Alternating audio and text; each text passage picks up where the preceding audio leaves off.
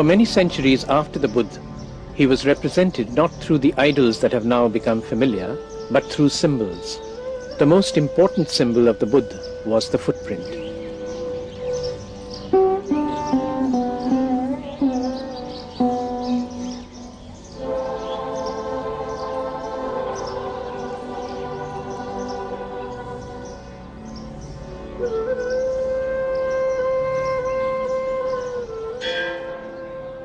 However, in due course, Buddhism was subordinated by what came to be known as Hinduism, and the symbolic footprint of the Buddha at Gaya was declared to be Vishnupad, the footprint of Vishnu, one of the Hindu trinity. It is still worshipped as such in Gaya.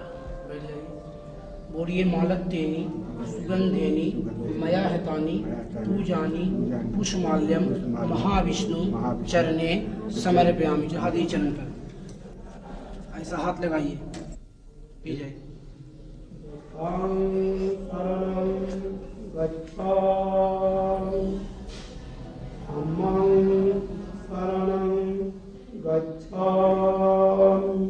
The 6th century BC was a very exciting time in India as well as in the rest of the world. This was the time when Confucianism and Zoroastrianism was taking root in China and Iran respectively. At the same time in India, Buddhism, Jainism, Ajivikas, Charvaks, Lokayats, various types of philosophical and religious systems were coming up. Those must have been surely exciting times for people who cared to think. This flowering of thought, however, had a material context. This was the time when agriculture became the dominant mode of production. Food gathering and pastoralism became confined to tribal enclaves, and food production became much more important. By 1800 BC, the Aryans had settled in the fertile region which comprises today's Punjab and western Uttar Pradesh. Their economy was essentially pastoral, and society was organized on tribal lines. Over the years, they developed an elaborate religious system with great emphasis on rituals and animal sacrifice, of the type that is still performed in the very shadow of the Buddhist caves at Karla in Maharashtra.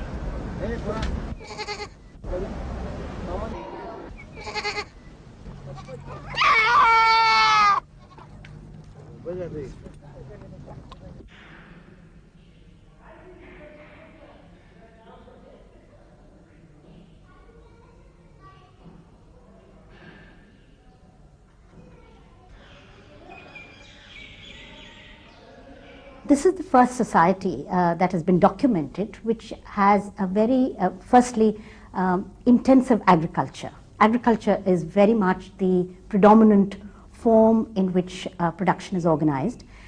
There's been a gradual transformation that's taken place from pastoralism to this intensive agriculture. The range of crops that they describe is also quite impressive. There's the emergence of craft production. There's clearly a relationship between intensive agriculture, craft production, trade, and urbanization.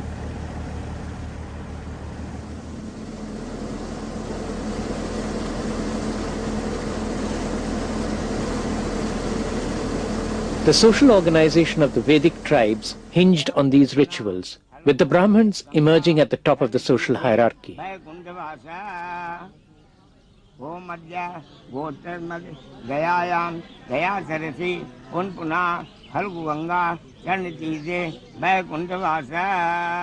The Rigvedic hymn of primeval man, the Purusha Sukta, outlines the Varna order, which later got elaborated into today's caste system.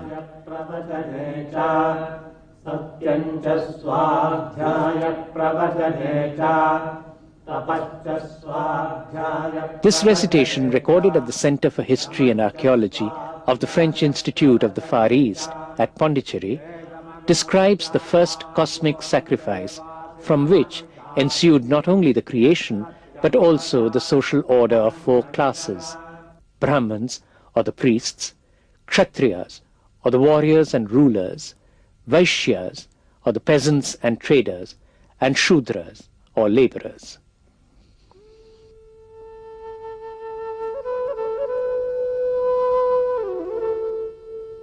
In due course, the Vedic people moved eastwards. With the discovery of iron, it became possible for them to clear the eastern forests and cultivate newer lands with iron plows. Production increased enormously. Surpluses became immense, and this led to an expansion in trade.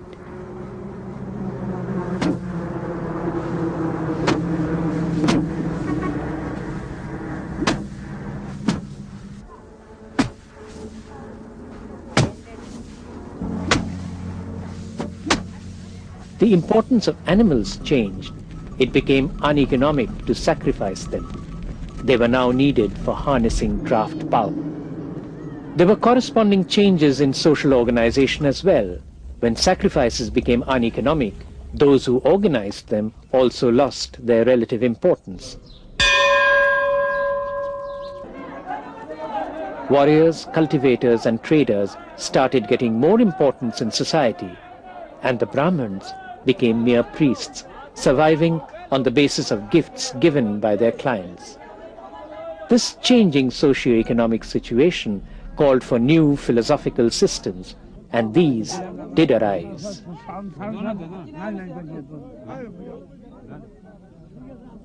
Among the philosophical responses were the Upanishads, which were later recorded on manuscripts.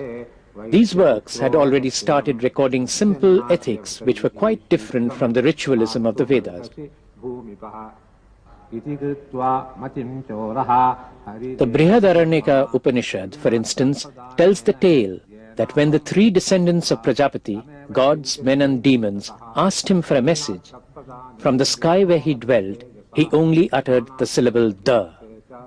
The gods took da to mean damyata, be self-controlled. The men understood it to be datta, to give. The demons took da to be the beginning of the word dayadvam, be merciful.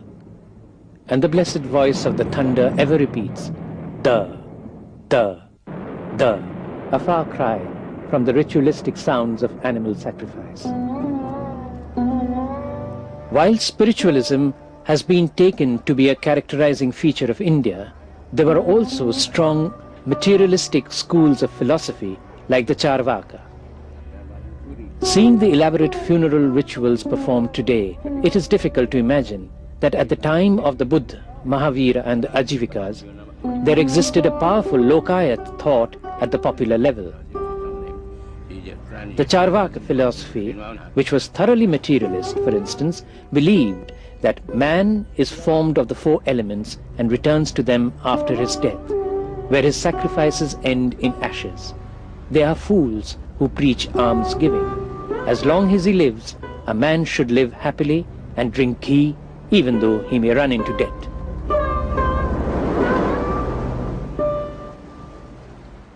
Whatever we have of the Lokayatikas or the Charvaks is refracted because we get it in the Brahmanical text. We don't have the authentic voice of the Charvaks themselves, which is obviously a distortion. Now, they've trivialized this structure of ideas as a kind of eat, drink, and be merry philosophy. But it's not really that. It's essentially a statement that this world is important, the set of social relations is important, and this is the set of issues that we have to address. The two most popular and long-lasting of the thoughts of this period, however, were Jainism and Buddhism.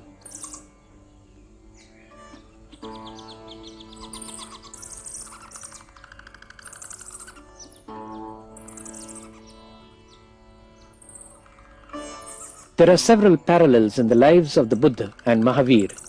Both were born in tribal republics. Both gave up comfortable lives and took to penance to discover the meaning of existence. And both ended up founding orders which suited the mood of the times. Interestingly, even the sculptural representations of the two are so similar that it is often difficult for the layperson to identify them easily. Mahavir was born about 540 years before Christ in the Lichavi Republic at Vaishali, where this plaque marks his birthplace. At the age of 30, he left his home for a life of asceticism. For over 12 years, Vardhamana wandered from place to place, subjecting his body to austerities of all kinds, including renunciation of even clothing. in the 13th year of his asceticism, he found full enlightenment and Nirvana. He became an Arhant, meaning worthy, and a Jina, meaning conqueror. For 30 years, he taught in the Gangetic kingdoms, patronized by the same kings who also patronized the Buddha. He died of self-starvation at the age of 72 in the little town of Pawa, near the Magadhan capital of Rajgir.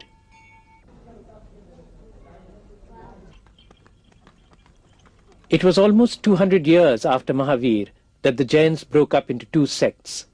Some Jains insisted on retaining the rule of nudity, while others began wearing white garments. Hence arose the two sects of the Jains, the Digambars and the Shvetambars. The division has persisted to the present day. Jainism preached a life of simplicity and frugality, in which acts of violence were particularly to be avoided. No lay Jain could take up the profession of agriculture, since this involved not only the destruction of plant life, but also of many living beings in the soil itself. It was perhaps for this reason that the Jain lay community took largely to trade. As a consequence, they also became relatively prosperous. The splendid Jain temple at Mount Abu bears testimony to the great wealth of medieval Jain laymen.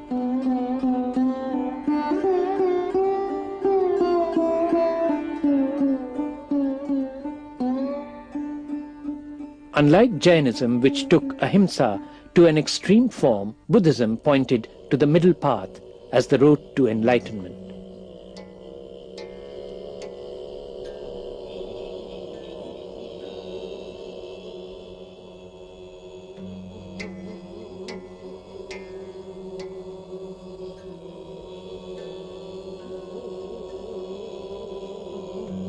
Siddhartha Gautam, who became the Buddha, was born at Lumbini in the tribe of the Sakyans.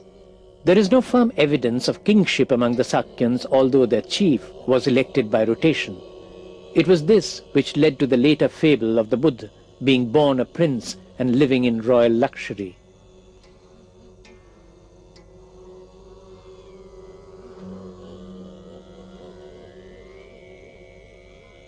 Mayadevi, the mother of Siddhartha, when she is going to Devdaha, to her father place, and she is going with the help of the cart. When she reached in Lumbini, she saw the beauty of natural garden of the Lumbini, and it was full of salt trees. And when she got down, that after few steps, there was a natural pain because of she has to deliver a child. She caught the branches of the salt tree, and after a few minutes, she had given the birth of a beautiful child. Later on is called, people know him Siddhartha.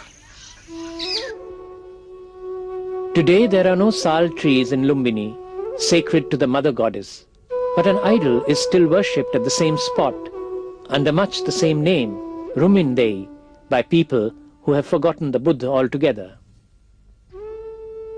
At the age of 29, just after his son's birth, Gautam left his house in Kapilavastu. These are the archaeological remains of the Sakyan town of Kapilavastu. Siddhartha spent about 6 years seeking spiritual guidance from various teachers without satisfaction. After practicing extreme penance, he realized the futility of that too. It was at that point that 5 of his companions left him in disillusionment when he gave up rigid austerities. Finally, he attained enlightenment near Gaya, on the banks of the Niranjana river, seated under a peepal tree. This probably had been a humble cult spot, and which later became a great center of pilgrimage, with cuttings of the tree planted in distant places like Sri Lanka and China.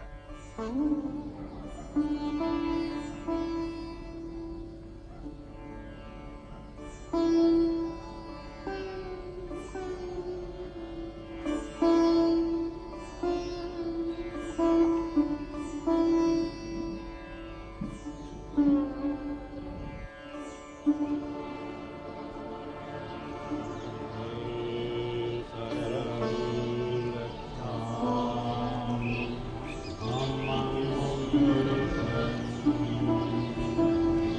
Mahabodhi temple, which stands there today, was built later. It is the oldest temple of the North Indian style and perhaps the oldest living structure in the entire Indian subcontinent.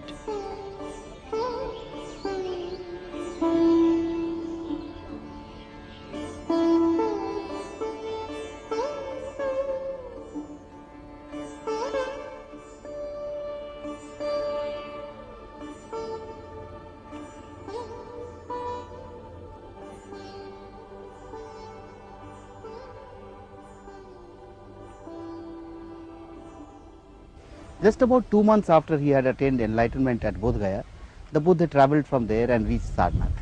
Here he met his 5 companions who had forsaken him earlier when they thought that he had given up the path of asceticism when he accepted a bowlful of kheer from Sujata. The Buddha explained to them that there are 2 extremes. One extreme is of self-indulgence and the other is of self-mortification. Neither of these 2 gives a person enlightenment and leads to Nirvana. He also explained to them the 8-fold path of reaching enlightenment. These 8 are right view, right resolve, right speech, right action, right livelihood, right effort, right mindfulness and right concentration.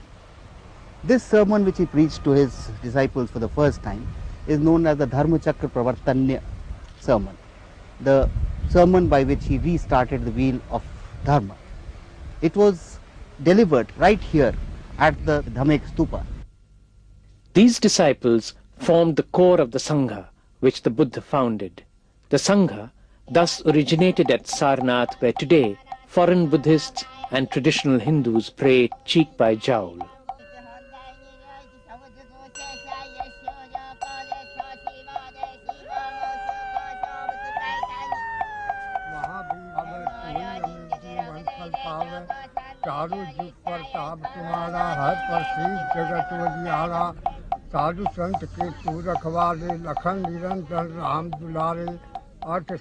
The remaining 45 years of the Buddha's life was spent wandering on foot, preaching the doctrine of the middle path. The Buddha's travels ranged from Gaya and Rajgir in the east to perhaps as far as Mathura in the west. He spent a lot of time in Shravasti, which was the capital of Koshala. It was at Shravasti that the Buddha is said to have performed the one and only miracle of his life by appearing in 1,000 images in front of his disciples.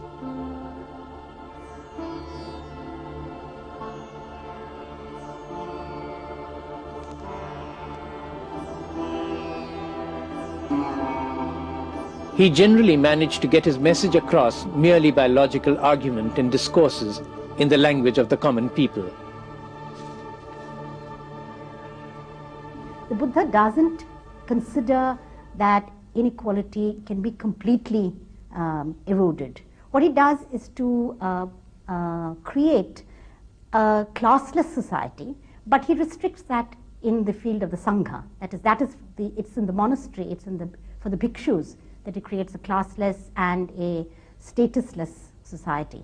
So what he is doing, I think, at one level is to humanize and reduce the level of inequality in the lay world, and then also suggest a set of fairly radical alternatives in the world of the Sangha.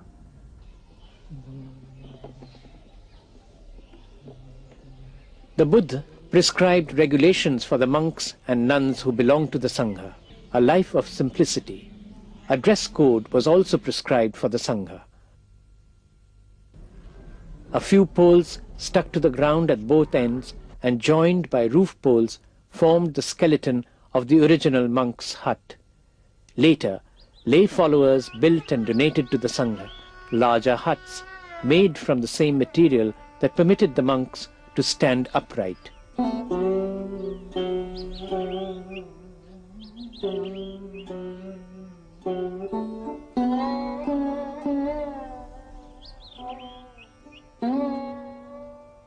In this way was created the typical Buddhist building style with a gabled entrance, vaulted roof and round apse.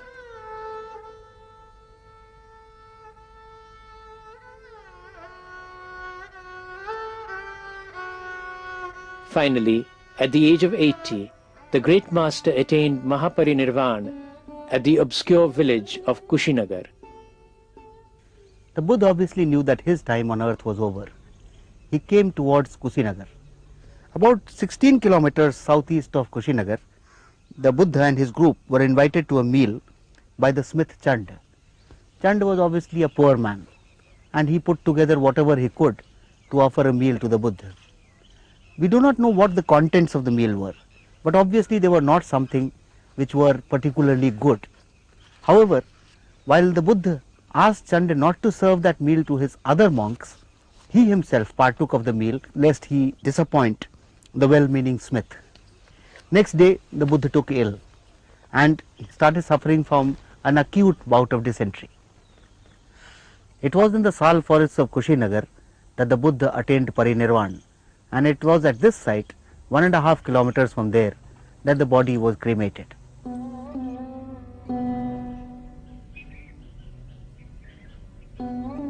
After the Buddha, the Sangha was organized by Sariputta and Moggallana, who were the leading disciples of the Sakya Muni. They led the Sangha in central India, in Sanchi and Satadhara, sites which archaeologists are still excavating.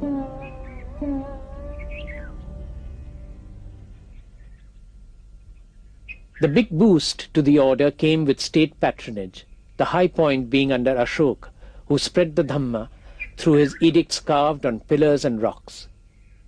The doctrine of the Buddha continued to grow because it was eminently fitted to the needs of a rapidly evolving society in India. Indeed, its intellectual and social appeal also took it to distant lands. It lives on among the Tibetans as Lamaism.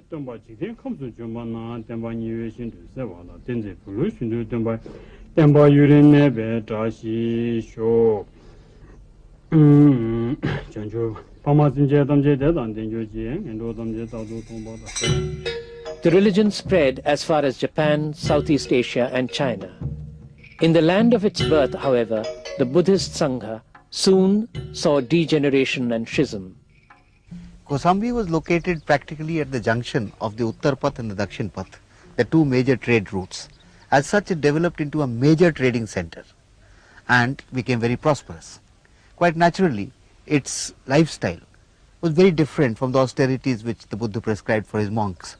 In fact, when the Buddha came here once, he found a monk dead drunk lying outside the city walls. The first signs of schism within the Buddhist order also took place in Kosambi. The result was that there were many disputes which were not really solved either by the Buddha himself or in subsequent times. Despite these, as Buddhism spread and grew, however, the Sangha also underwent a transformation and splintered into sects, as many as 18. The two broad sects were the Hinayana and the Mahayana. The former retained a semblance of the practices of austerity and asceticism preached by the Buddha. The latter, however, openly attracted several outside influences. The Buddha was given a representational image and began being worshipped as an idol.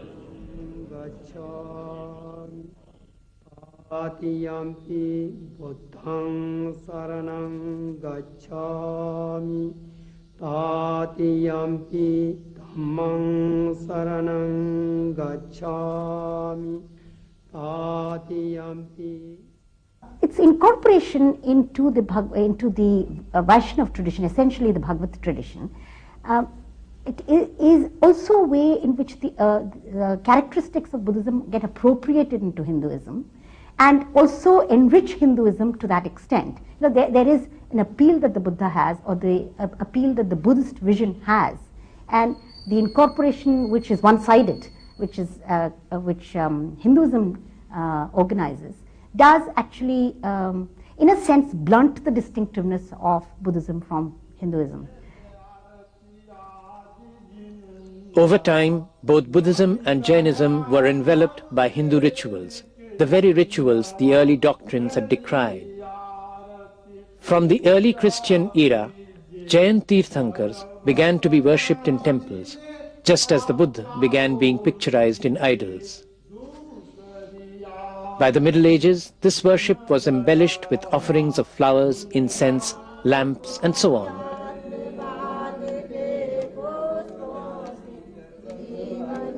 The Jains slowly formed distinct castes in the Hindu social order, and the Buddha himself was appropriated into the Hindu pantheon as the 9th avatar of Vishnu, and even as a god of the little tradition.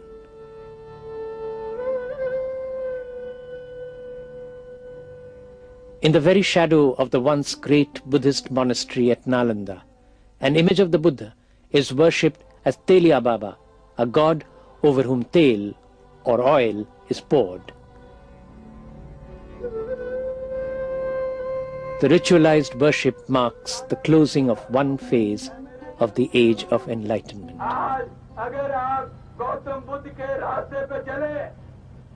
And yet, the intellectual power of the Age of Enlightenment continues even today among Indians and others.